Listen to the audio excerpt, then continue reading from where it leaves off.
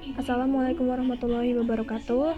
Video ini saya buat untuk menyelesaikan tugas MKQ mengenai hukum bacaan mad.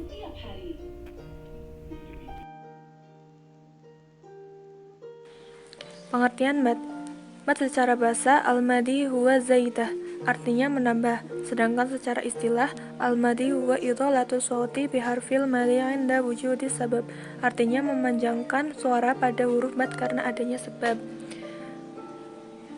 Huruf-huruf mad dibagi menjadi 3, yaitu alif, wawu, dan ya.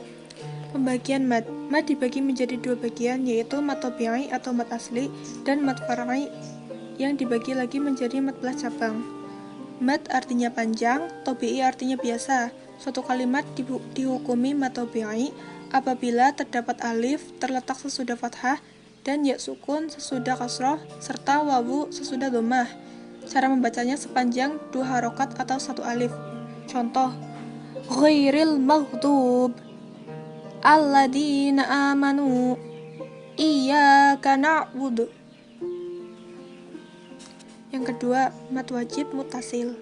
Suatu kalimat dihukumi mad wajib mutasil apabila ada mad tabi'i bertemu dengan hamzah dalam satu kalimat.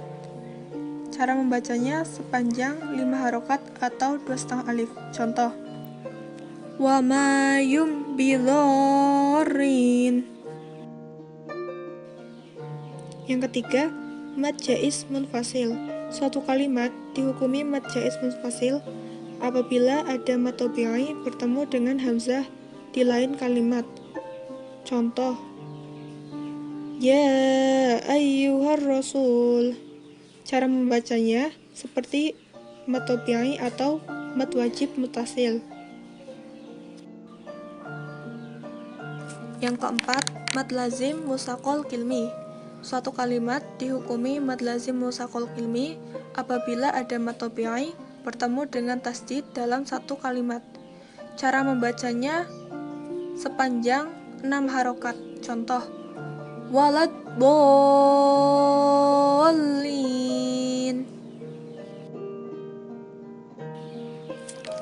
Yang kelima, mad lazim mukhaffaf kilmi.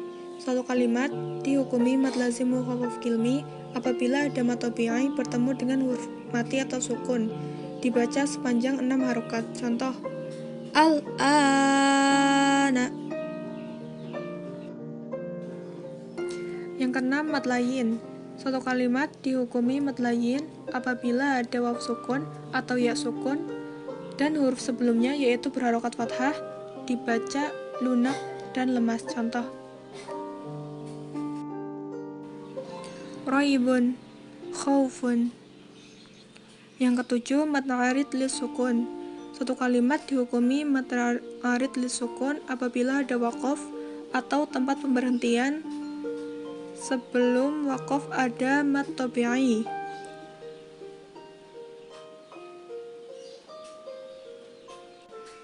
Cara membaca mad arid lis sukun ada 3 macam.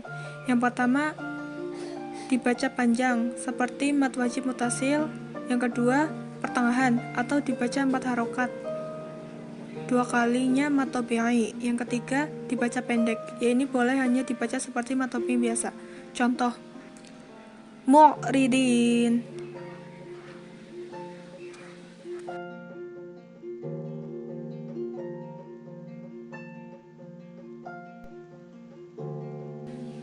Yang kedelapan, mad silah qasirah. Suatu kalimat dihukumi mad silah qasirah apabila ada hadhamir sebelumnya huruf hidup. Cara membacanya seperti mad tabi'i. Contoh: innahu kana la syarikalah. Yang kesembilan, mad silah tawilah. Suatu kalimat dihukumi mad silah tawilah apabila ada mad qasirah bertemu dengan hamzah. Cara membacanya seperti mad jaiz munfasil. Contoh: fasanu yassiruhu lil yusra.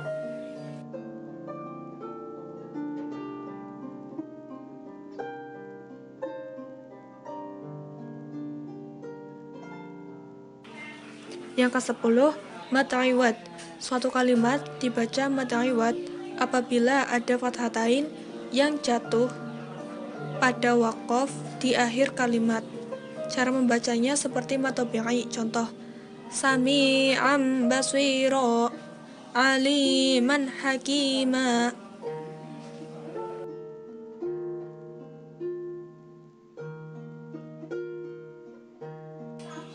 Yang ke-11, mad badal.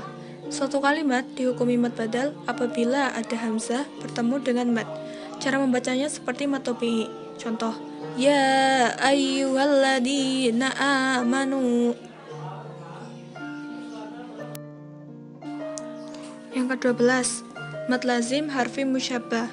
Suatu kalimat dihukumi mad lazim harfi musyabbah apabila di awal surat Al-Quran terdapat salah satu dari 8 huruf, yakni nun, qa, shad, ain, sin, lam, kaf, dan mim. Cara membacanya sepanjang 6 harokat. Contoh: alif, lam, mim.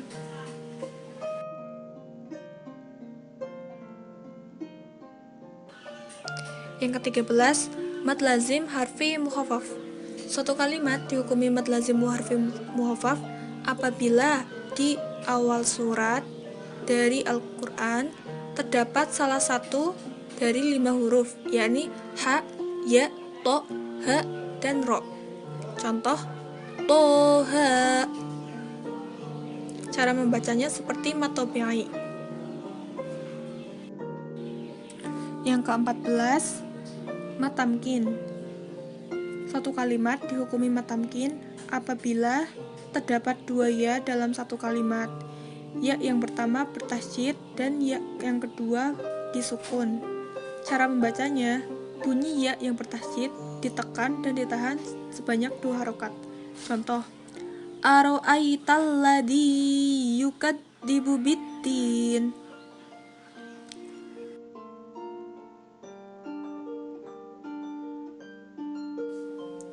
Nomor 15, mad farqi. Suatu kalimat dihukumi mad farqi yaitu apabila bertemunya 2 hamzah, yang satu hamzah istifham dan yang kedua hamzah wasol pada lam alif ma'rifat. Cara membacanya sepanjang 6 harokat. Contoh: qul ad-dzakarain.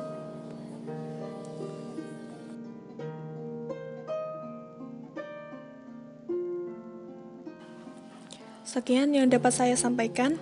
Mohon maaf apabila banyak tutur kata yang kurang berkenan serta materi yang mungkin kurang benar. Kritik dan saran saya terima. Wassalamualaikum warahmatullahi wabarakatuh.